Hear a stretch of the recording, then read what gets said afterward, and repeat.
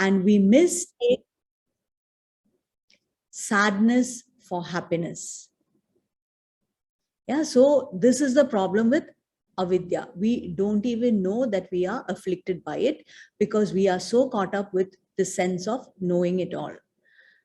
Now, abhinivesha, what I have here on my slide, is very relevant because this is a klesha that is, they say in the definition of the sutra itself that even wise people who supposedly should know better, even wise people are afflicted by abhinivesha. Yeah, it is a fear of, that stems from a fear of survival. Yeah, it is that clinging to life. Yeah, and then we can translate that into our everyday life as well, because it is not relevant only when we are going to die, right? In our life, there is the death of many situations. There is the death of our identity. There is the death of our job. There is the death of relationships. We experience death at many stages in our life. Yeah, and we resist all of it very strongly. We suffer because of it. We cling on. And all of that is a result of this abhinivesha klesha. Yeah, so the thing about knowledge is if we can recognize it, we can deal with it better. Yeah, because when we are in ignorance of it, we are just caught in its whirlpool. But when we can identify and say, okay, I am, suffering like this, I am holding on to this seemingly lost cause, because of this abhinivesha, because I fear change, because I fear what is going to happen if I lose my job, if this relationship ends, right? Then we understand that. And when we can see something objectively, we have a better chance of making a different choice. Yeah, because otherwise we just do the same things because our samskaras are so strong. Yeah, according to Dr. Bruce Lipton, he says 95% of our day, we just carry on with our subconscious mind. Yeah, it is only 5% that really the conscious mind kicks in. And it is only in that 5% do we have the capacity to make a different choice, to do something different from what we did yesterday. Yeah, so we have to be so aware of how we function, whether we are functioning out of a pattern, whether it is a conscious choice that we are making to do something. We have to be able to witness and see all of this objectively. Yeah, and that objectivity comes from knowledge. First, we have to be aware that all of this is there. Yeah, if we're not even aware, we just continue doing the same things we did yesterday and our whole life goes off like that, right? Many lifetimes also go off like that. Then with some grace, if we are exposed to all of this knowledge, then we begin to look within. Yeah, that is why that Kriya Yoga so beautifully Maharishi Patanjali puts it. Yeah, Tapa Swadhyaya. Swadhyaya is such an important component. Yeah, because it is Swadhyaya that gives us that capacity to look within, to look at our minds, to look at our patterns, to look at our samskaras. So that is where abhinivesha comes in.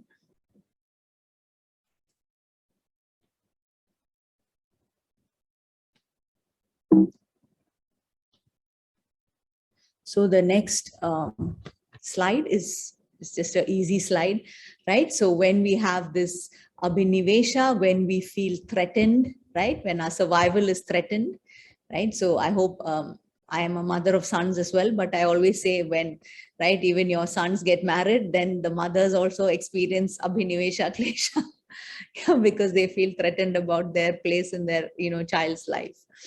So, yeah, so then, when we are afflicted by this, existential threat, then we cling on to ourselves. Yeah, life becomes all about me, right? It's all me, me, me, me, me. Yeah, and that is because it is only when we live at as long as we're living in what they call the survival mode. Yeah, like Dr. Ananda will say, the brain stem, right? So as long as we're living from there, we can only think about ourselves. Yeah, so we have to move from that brainstem area to the prefrontal cortex. Yeah, when we can function from there, then we have the capacity to live a human life, a human experience, right? By making conscious choices, by having elevated thinking, by being able to put others first and not ourselves first all the time, to be able to think of giving instead of only getting, right? So all of that requires that shift from that brainstem to that prefrontal cortex. Yeah, so here also, Mahatma Gandhi ji has put it so beautifully, right? That the world has enough for everyone's need, but not enough for everyone's greed. Yeah, so the basic understanding we have to have is that though we look human, this again, I've heard Dr. Ananda talk quite humorously that, his father used to say that we just look like human beings, right? But we actually have all of these primitive brains still within us. Yeah, we have the lizard brain, the reptilian brain, the mammalian brain, all of that is there. And when we work and when we exist from those subconscious patterns, we're actually acting out of that. Yeah, so this need to hoard, the need, the greed, the need to grab, all of that comes from that, that, primal, primitive kind of instincts. Yeah, those animal instincts. So we have to know that just because we're human doesn't mean that we always act human. Yeah, a lot of the times we're acting out of very primitive instincts, right? So it's important to recognize that, because awareness is the key to transformation. Yeah, as long as we think that we are perfect, we will never change. No evolution on any level can happen. It is only when we apply swadhyaya, when we apply tapas, and we invoke the grace of the universe through Ishvara Pranidhana, can transformation happen. Yeah, so it's so important to look within, and we need to have courage, yeah, to see our, what we call our, not so great sides, right? To the universe or to the world, we always present this very polished front, but we all have, yeah, like what they call the shatrupus. Yeah, kama, krodha, moha, lobha, all of that is there within us, right? So we need courage to actually look at all of that within us, to acknowledge it and shine the light on it, so that we can transform it, so that we have the ability to choose to act differently. We don't have to act out of it, right? It is animals that act out of instinct. So though we have that instinctive response, we can choose not to act out of it. Yeah, we can choose to make a different informed choice. Yeah, something that is good for everybody, not just us.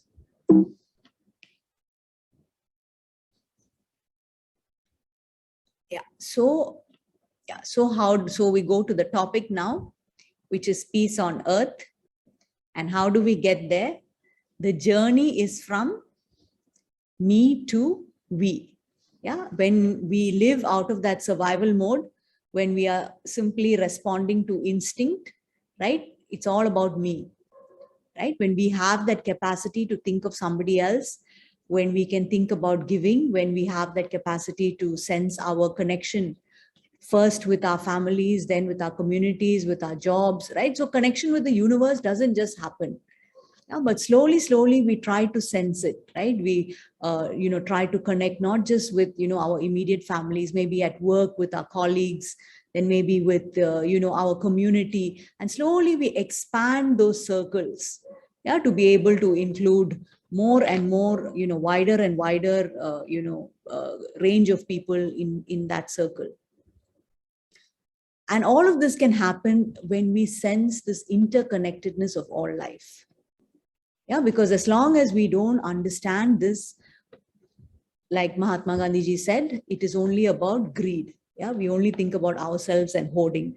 But once we get a sense of this interconnectedness of all of life, then we have the capacity to think about other people, other living creatures, other non-living creatures, right? Earth in general. Yeah, so this is so important to realize that life is not just about us. There is a whole ecosystem that is completely dependent on each other. And even if we take out one species from there, the whole of the ecosystem gets affected. Yeah, so this understanding is so important. So I was listening to this, talk on interconnection is all life between, Dr. Bruce Lipton and Sadhvi Bhagwati from Paramatniketan. So it's a very interesting conversation. If you all Google it, I mean, if you go on YouTube, you can get it. So he was giving these very interesting examples, yeah, which I thought I would just share. And he was talking about how the Chernobyl, right, that disaster happened. And I believe for a whole area, the zone was cordoned off and not fit for human life. Yeah. So they said for thousands of years, human beings cannot live in that area. Yeah. So that place was completely zoned off. But he says in a few years' time, because human beings were not present, nature took over. And there were plants and trees, climbing over all the buildings there. And he says in a very short period of time, there was more wildlife in Chernobyl than in the whole of Soviet Union. Yeah. So that was, I thought, such a beautiful incident, right? About how when human beings get out of the way, nature has the capacity to rehabilitate and to, regrow. And another example he was also talking about was in New Zealand. Yeah, so he says there are some areas in New Zealand and some other countries as well where they close off areas of the sea, yeah, so as to protect the fishes. And in a very short period of time, again, there is such an abundance of fishes, yeah, which is not seen in years. Yeah, so the very sad, point of all of that was that the problem is human beings. Yeah, and then he said it very, not so, nicely as well. But he said human beings are the virus. Yeah, and wherever we go, we just kill off the environment. Yeah, so it's so important that we understand all of this. Yeah, we think we are entitled. Yeah, we think the world owes us, nature owes us. We have the right to just pillage and loot and just take whatever we want from nature with absolutely no respect. Yeah, we have no respect for nature, no value for everything that that is provided for us. So yeah, I had to agree when he said that, that really the problem is us. Human beings are the worst of the species, unfortunately. Yeah, so, and I go back to Mahatma Gandhiji's line, yeah, because it is man's greed. Yeah, so even animals kill, but they all do it out of need, yeah, to satisfy their hunger, for that existence. But it is only humans who do it for pleasure, who have absolutely no value in the doing of it. So it's sad, but it is the truth. Yeah, so we really have to look at ourselves, our actions, our intentions. Everything just comes back to us. Yeah, and then we also have no understanding of this whole ecosystem, right? So we think we can just suddenly bring in certain species, and we think we can take out species without understanding that there is a certain rhythm, yeah, to nature, to universe. And we actually disturb that when we just suddenly introduce some strange creature from some other part of the world into this.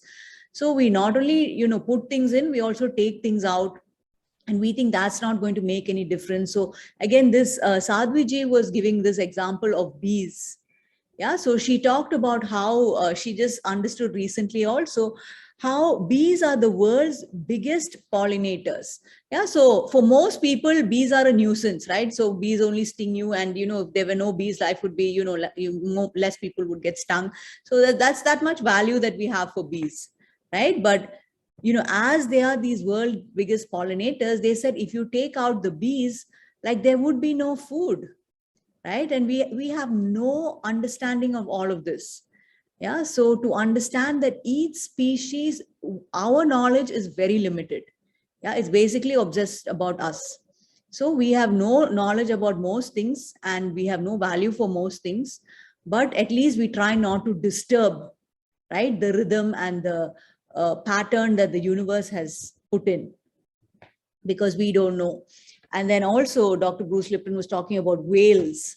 Yeah, so whales also, because there's so much controversy about killing of whales, right? So he says whales have such an important function in maintaining that marine ecosphere. And he was talking about how they have, I believe, the way they move the way they move, they brings up all of this food from the bottom of the ocean to the top. And so much of it, like, we are not even aware, right? So there's just to have that respect for animals, for all creatures, for the, everything is created deliberately. Yeah, nothing is by accident. Yeah, so have that understanding and value for life. Yeah, so this is again by Dr. Dean Ornish, which, who's also another, favorite of mine, because he wrote this best-selling book about reversing heart disease, where he included yoga in it. And the teacher he worked with was actually Swami Sachidananda of integral yoga, which, was my first exposure to yoga.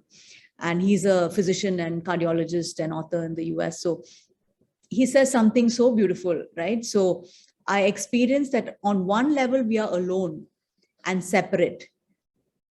But on another level, we are the self in different disguises, different names and forms, a part of everyone and everything.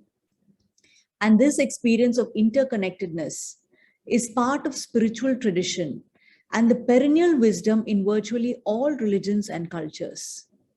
Yeah, so I think all indigenous cultures, right, they have a value for nature, for the earth, for the trees, right?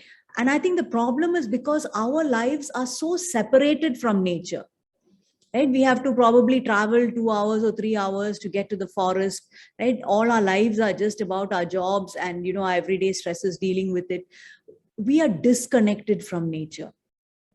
Yeah, so I think one of the really great things we can do is try to create that connection back with, spend time in nature, right? So, and the more we are, connected to nature, the more all of this we ourselves will feel. Yeah, so when we read this, something resonates within us. Yeah, because we know this is true, right? But we can really feel it when we actually develop that connection.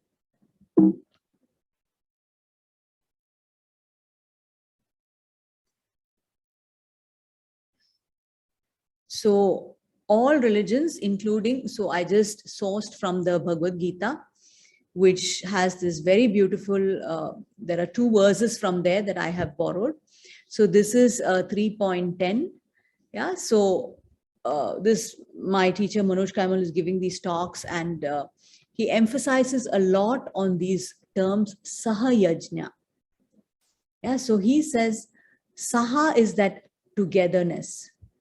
Yeah, and he says that creative principle, yeah, which here is referred to as Prajapatihi, yeah, that creative principle itself did a yajna, yeah, for the universe to be created, right? So we didn't just happen.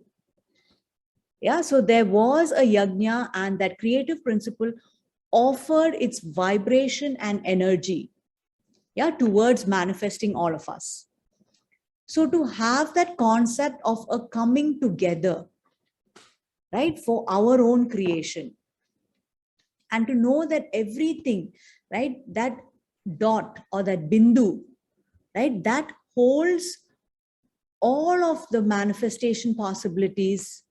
It holds time, space, and it just expanded and expanded, right? So that bindu is in everything, and everything is in that bindu as well. So if we need to know something, we don't have to look beyond. The invitation is to look deeper, because everything contains everything.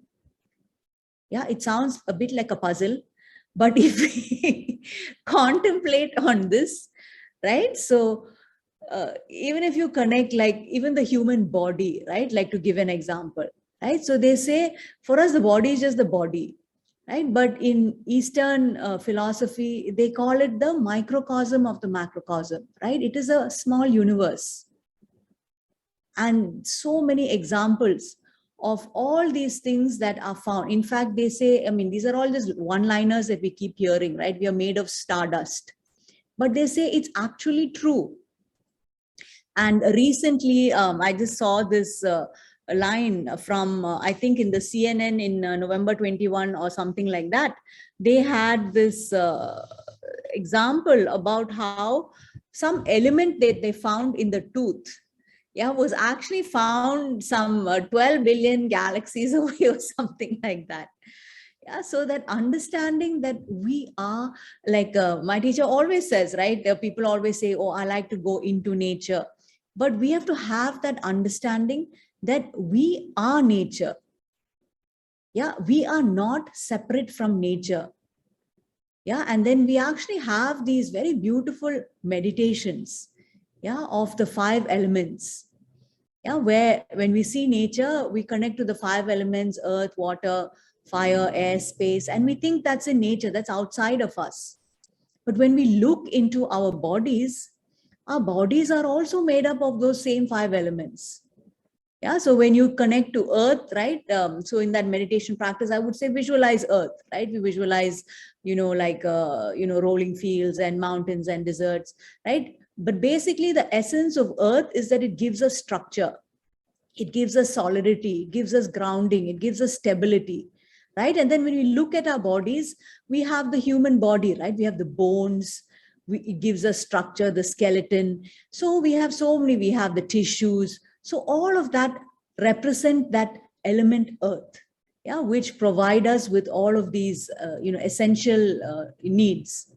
And then when you think of water, right? So when we think of water in the earth, right? We all know that some 70 or 71% of the universe is made up of water, right? But what we don't realize that is our bodies are similarly built. Yeah, so I was just doing up all this research to tell you all, but so like some 60% of our bodies are made up of water. Yeah, so to know that we are not so different. Yeah, similarly, when you think about space, yeah, space, they say our every cell has space. Yeah, so to understand that we are made up of the same, to sense that, right? But first, before we can sense it, we need to have knowledge. Yeah, so that is where knowledge comes in. So it's not like suddenly tomorrow you're going to think, oh, I'm universe or I'm nature. It's not like that. But first we have to have the knowledge. Yeah, and then one day when you're walking in nature, right, you will sense, there is a rhythm to the universe. Similarly, there is a rhythm to you, there is a rhythm to your breath, there is a rhythm to your walk, right? You will start sensing. When you look at the sun is not just, something outside of us, right? When we think of sun, what are the principles of the sun, right? There is energy, there is light, right? And we have all those elements within us as well, right? So when we do sun salutations, while traditionally, we offer sun salutation to the sun outside of us, we are also connecting to the sun within us, right? We're connecting to that energy and that light that is present within us, because whatever is outside of us is within us as well. Yeah, so that is where the Surya Namaskaram practice is so beautiful, right? Because it gives us a pathway to connect to the sun within us as well. Yeah, so I'm not discounting outside of us. I'm just saying to expand on that and to sense it within, to sense all of it within us. Yeah, so first, but we have to have the knowledge that it's all within us, right? Then only that connection can form. So the buddhi is very important to discern, yeah, what is what. And then at some point, the mind will experience. The mind is the experiencing faculty. At some point, you will find the mind experiencing that beautiful resonance and experiencing that, beauty of all of this, right? The sense of nature and this, feeling that reverence and appreciation of the sun. So to know that we are all connected, yeah, and that everything feeds off everything else, everything supports everything else. And even if one of those links are taken off, then everything suffers.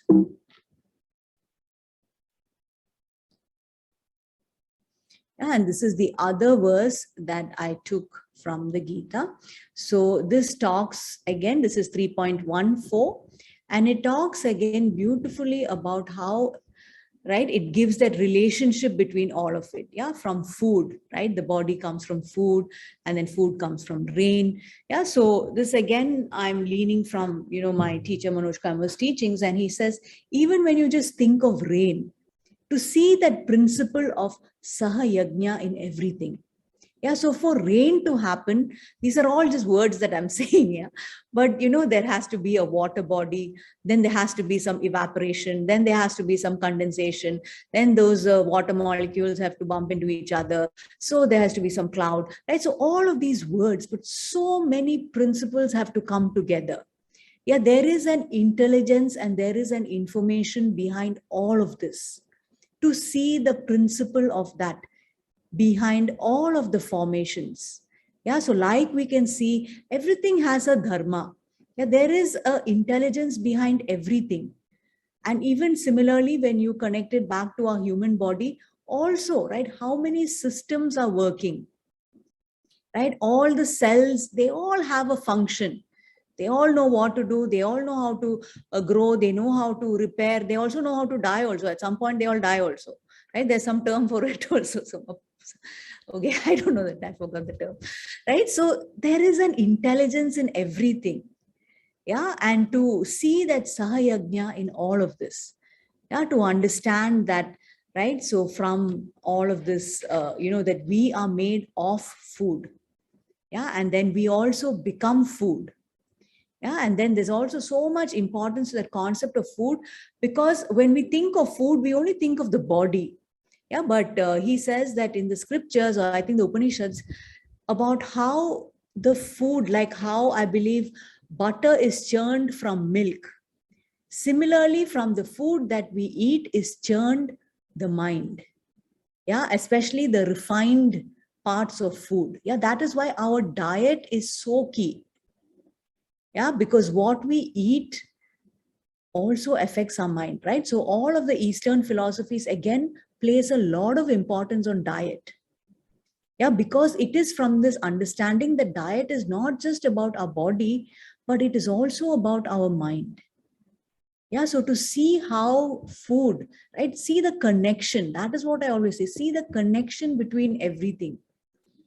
Yeah, so even in asana practice, mat practice, right? So I always tell my students, so when we think of the forward split, say, yeah, so this is something that we do a lot, right? So we only think about the hamstrings. Yeah, if you have get the deep hamstring stretch, then you can get that full forward split.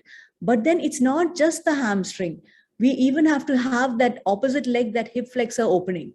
So we need both of it. Then only we need a quad stretch. Then only that full split will come. So to see how something may be obvious, but behind what is obvious, there are so many other principles at play. Right? So this whole talk is only about that, to expand your mind, to see beyond the obvious, to see the connections. Yeah, to see how many things go into creating that one thing, creating that rain, creating that body, creating the mind, right? To see the connection behind all of this. Right, so this is actually my last slide before I wind up.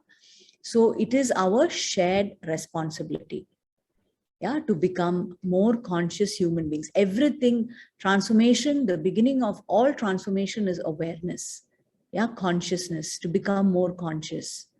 Yeah, and that is our, it's not one person's. To peace on earth requires shared responsibility. Yeah, and again, I'm drawing on this very beautiful verse from the Yoga Sutras, Ayam Dukham Anagatam, right? Today we have to do what is right. Yeah, today we have to make conscious choices so that we do not suffer tomorrow. Yeah, so my teacher Manoj also says it's not like human beings are so elevated that suddenly people have become more conscious and suddenly there's a lot more awareness. It's just that we realize that our very survival is going to be threatened unless we change our ways. Yeah, so I think COVID has forcibly brought home that point. Yeah, so we need to get hit, only then we learn. Yeah, so this Heyam Dukkam Anagatam is again conscious effort we can make. We don't need to suffer, we don't need to get totally destroyed before we make a change. Yeah, so this beautiful, again, I'm just going back to that term saha. Yeah, sahana bhavatu sahano bhunaktu, together. Yeah, that is the key. Yeah, together may we be protected, together may we be nourished, and together, right, we have the capacity. So that's such a beautiful word, tejasvi nava Dita Mastu, right? We have that capacity to restore the radiance, yeah, the tejas of the universe, right? By doing the right things, right? And we think about what kind of a universe we want to leave our children and grandchildren, right? One that is completely depleted of all resources, or one that is, and all of that depends on our actions today. Yeah, so may this concept of togetherness, yeah, that is what I think the whole the presentation has been about, to have a sense of connection, yeah, to be able to step out of our very selfish life. So when I'm saying all this, is not just you, it's me also. Yeah, I talk to myself also, right? Most of the times we're just preoccupied with our own selves. Yeah, so to have that capacity to, and in the beginning maybe it's easier, with maybe your dogs, your children, feel that connection, but slowly expand that connection, right? You pass by the security guard, right? You actually see him, right? Be present to life, right? See things around you, right? Through all of that, maybe find that connection, right? It is attention that brings about connection. Yeah, if we have no attention to anything, then we have no connection with anything. So if we want to build a world, a connection with the world around us, we have to be attentive to the world around us, to the people in our lives, to people who speak to us, right? The people that we see, right? So remember, the power is in your attention. Yeah, so okay, this is my last slide. I'm going to hand over the stage to Nutan ji, and thank you so much for this opportunity. I'm very open to questions. So I think Nutan ji has something to